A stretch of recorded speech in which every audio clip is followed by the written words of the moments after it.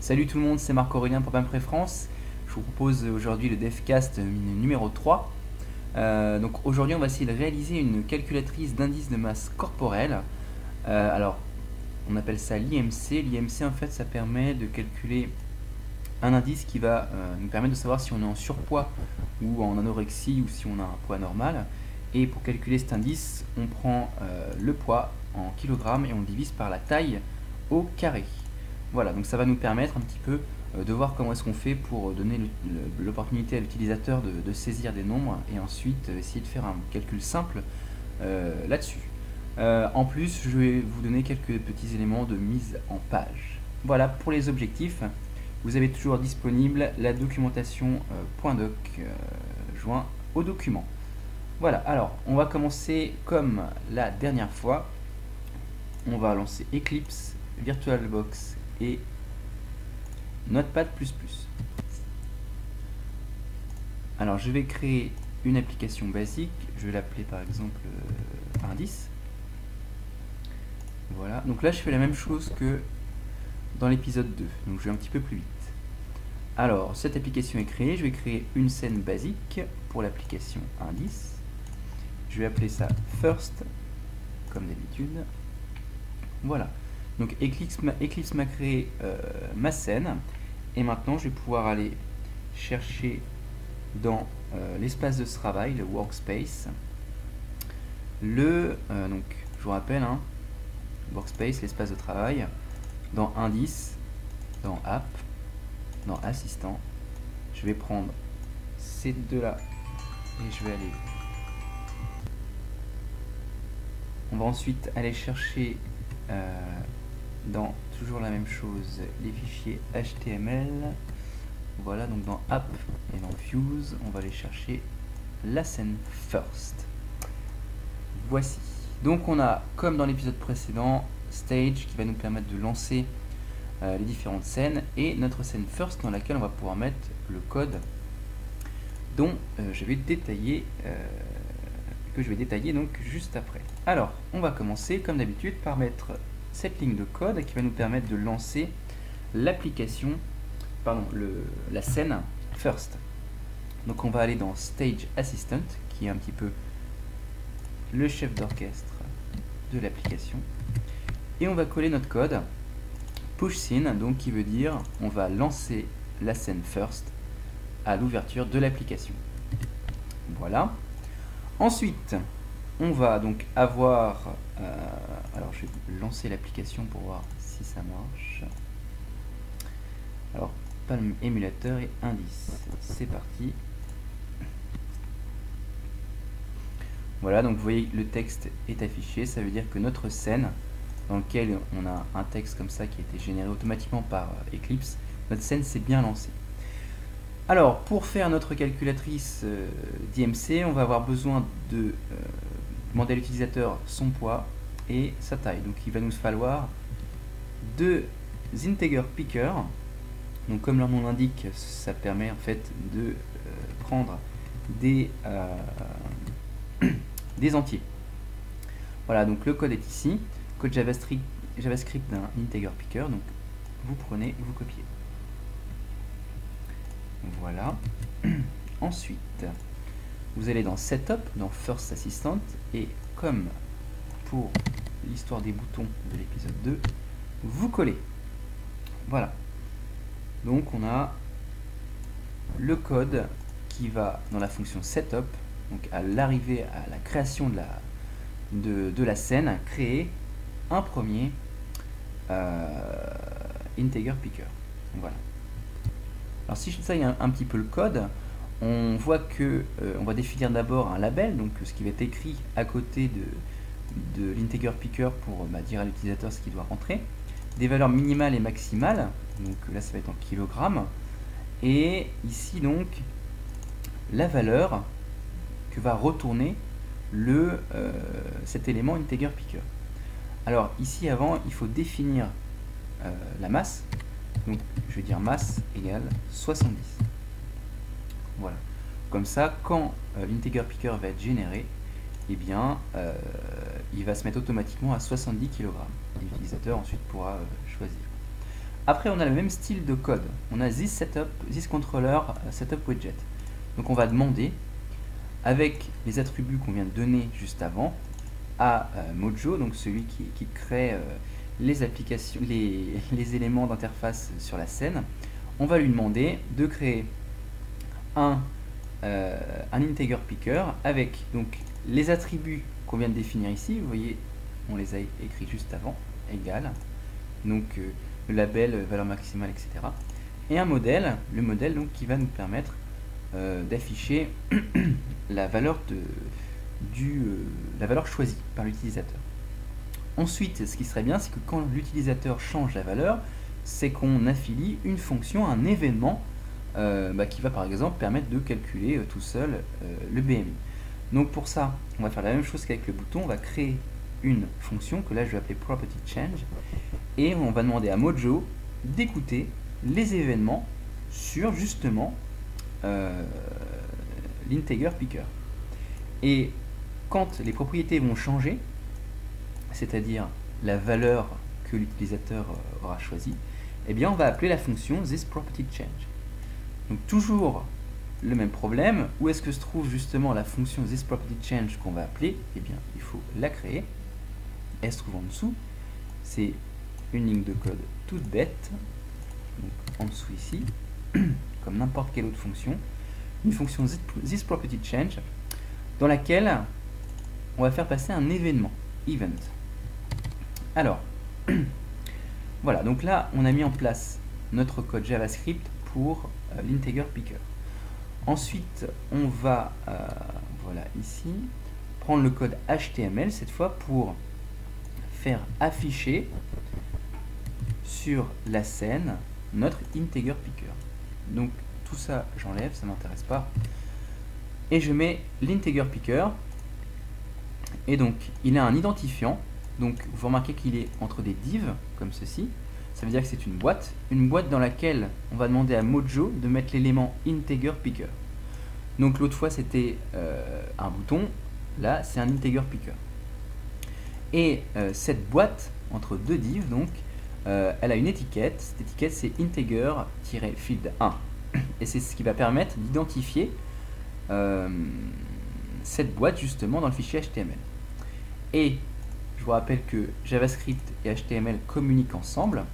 Donc JavaScript, pour savoir où est-ce qu'il doit créer, affilier toutes les valeurs qu'on a mis ici, on va affilier le code JavaScript à un identifiant, integer-field1, qui est strictement le même que celui de la boîte, donc de l'integer picker dans HTML.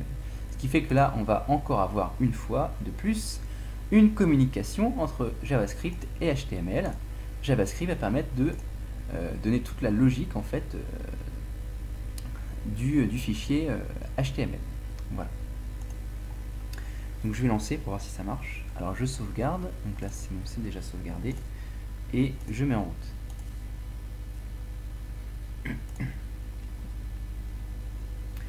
Et là donc on a la possibilité de choisir notre valeur, tout simplement. Poids 73 kg. Voilà, donc là on a déjà fait une étape. Alors, on va mettre en place un deuxième integer picker. Alors, on va procéder de la même manière. Donc, vous pouvez copier ici le code et en mettre le deuxième en dessous. Voilà.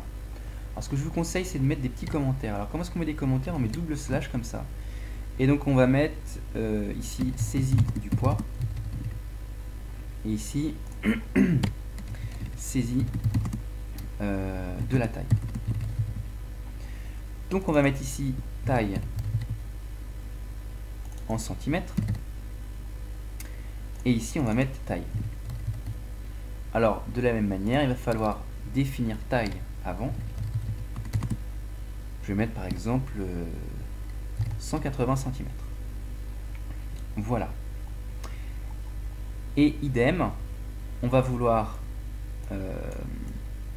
appeler une fonction qui va nous permettre eh bien, de faire notre body mass index. Alors, ici, vous voyez, les attributs ont le même nom. Alors, par rigueur, je vais changer le nom. Je vais mettre par exemple un 2 par exemple, ici, et un 2 ici, pour vraiment séparer les choses, et ici un 2, et ici un 2, pour dire eh bien, que mon integer, donc numéro 2, va avoir les attributs attribut 2 et le modèle 2. Et il va falloir que j'attribue une fonction, que je vais appeler property change 2 ici également, et donc je l'affilie à l'identifiant integer field 2, et en cas de changement de propriété, je vais aller chercher une fonction integer, une fonction property change 2. Voilà. Alors évidemment, il faut que je crée cette fonction property change 2 comme ceci, et je mets un 2. Voilà. Donc là, vous voyez, j'ai deux fois la même chose, des attributs, des modèles qui sont mis en place sur l'identifiant integer field 1 et qui appellent une fonction this property change qui se trouve ici, et après une copie identique mais avec des noms différents, this attribute avec this model 2 pour donc créer un widget dont l'identifiant sera integer field 2, et à un changement de ce widget, je vais appeler la fonction property change 2 qui se trouve là. Ok, bon, c'est pas trop compliqué.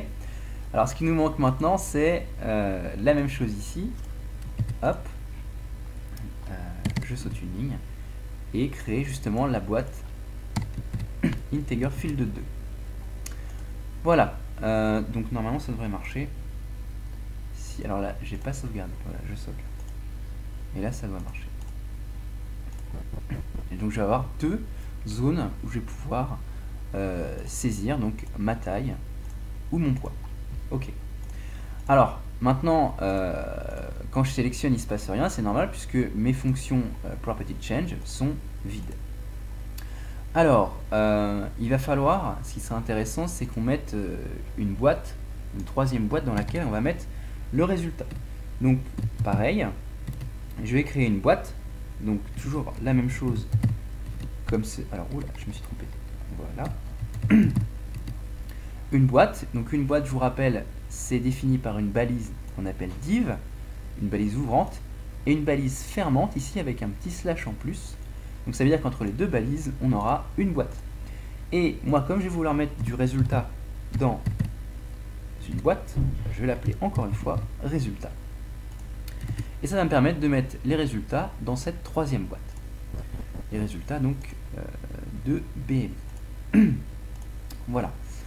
Alors, ici, dans this property change et this property change 2, en gros, je vais faire strictement le même calcul. Donc, je vais avoir les mêmes lignes de calcul. Alors, on va prendre event. Event, pour property change ici, ça va être donc la masse. Alors, je vais donc écrire la chose suivante. Masse va être égale à event.value. Qu'est-ce que ça veut dire cette ligne de code? Ça veut dire que quand on va changer la valeur de la masse, on va la mettre par exemple à 80. Comme on a changé, on va appeler la fonction thisPropertyChange qui se trouve là.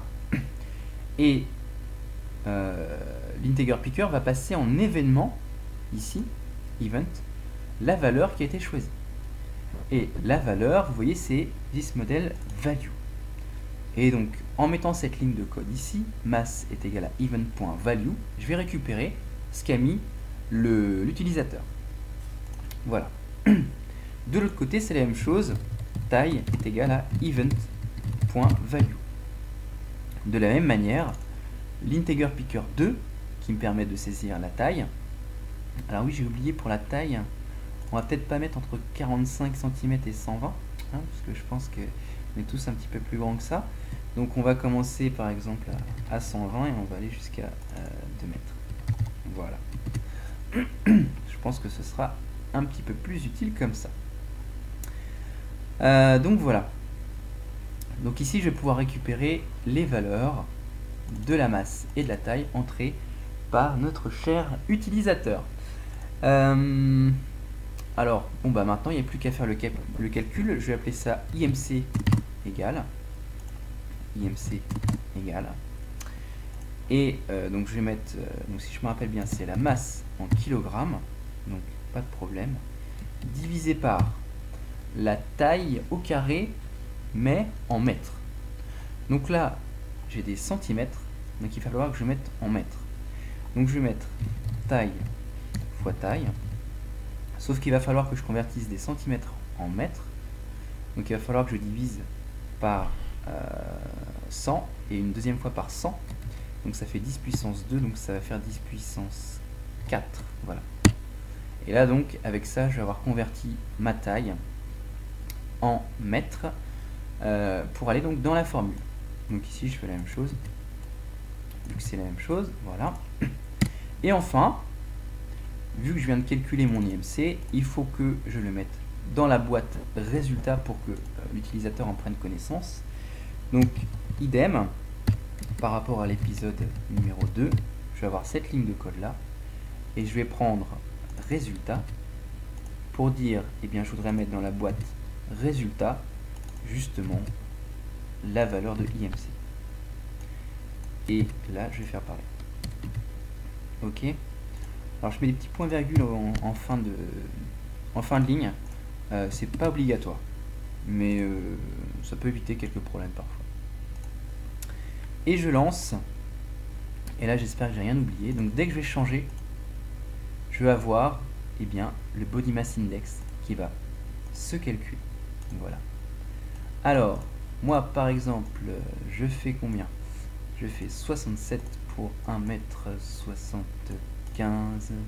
Voilà, donc je suis à 21.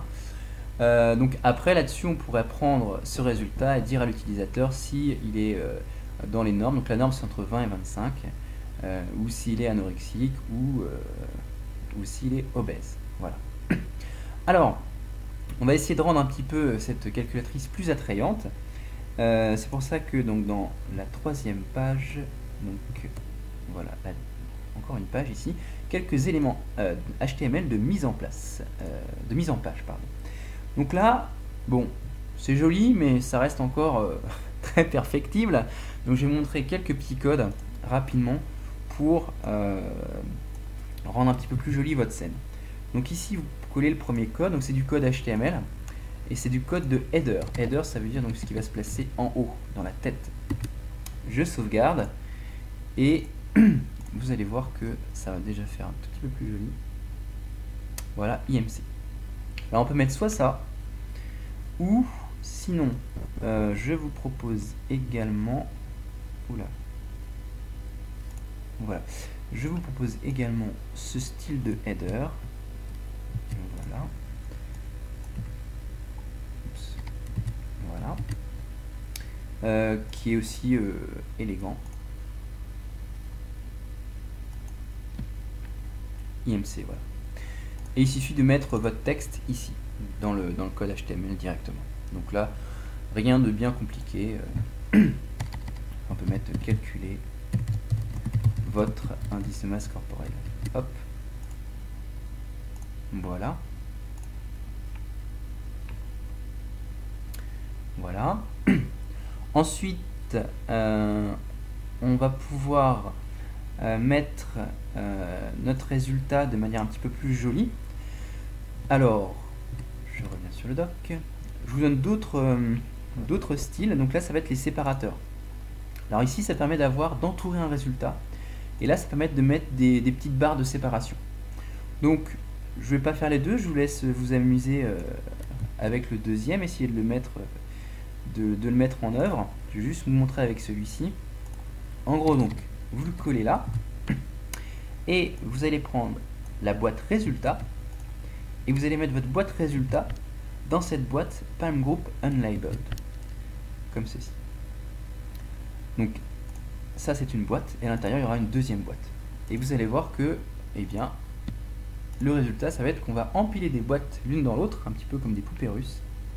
Voilà, donc j'ai ma boîte, et à l'intérieur de ma boîte, ici, Palm Group Unlabeled, eh bien, je vais avoir le résultat. Ok? Voilà. Donc j'ai fait un petit peu le tour. Je vous propose par vous-même d'aller regarder voilà, ici ce code là. Donc c'est la même chose, sauf qu'il faudra mettre le résultat ici entre les deux. Ok. Donc je vous laisse faire à titre d'exercice. Si vous n'y arrivez pas, vous me demandez dans les commentaires. Voilà. Ok. Donc après, on peut faire plein d'autres choses, rajouter plein de textes, faire un arrondi sur la valeur. Donc ça, je peux vous le faire assez rapidement. Il suffit de rajouter mat.round de la valeur qui se trouve ici, entre parenthèses. Ok. Je copie ici. Donc, si vous voulez faire des fonctions mathématiques, vous allez appeler les fonctions de la manière suivante. Vous allez faire mat.round et ensuite vous mettez entre parenthèses ce que vous voulez comme arrondi. Donc là, on va avoir un arrondi assez violent à l'entier près. Ok. Donc ça peut donner le même résultat puisque voilà, c'est à l'entier près.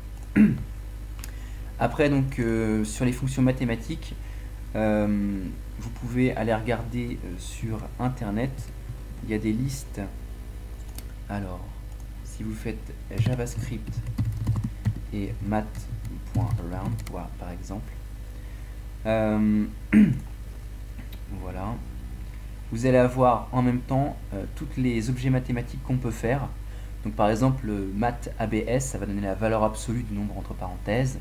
Math cos, ça va donner le cosinus. Math exposant. Math floor, c'est un arrondi inférieur, etc. Racine carrée, SQRT, sinus, random pour avoir une valeur au hasard. Si vous voulez faire par exemple une application qui donne les numéros du loto, donc vous allez utiliser une fonction comme ça, mat.round, etc. Donc toutes les fonctions mathématiques vont s'appeler comme ça, mat.quelque chose avec deux parenthèses, et on met à l'intérieur l'objet dont on veut faire l'opération mathématique. Voilà. Donc j'ai fait un petit peu le tour de notre calculatrice de PMI.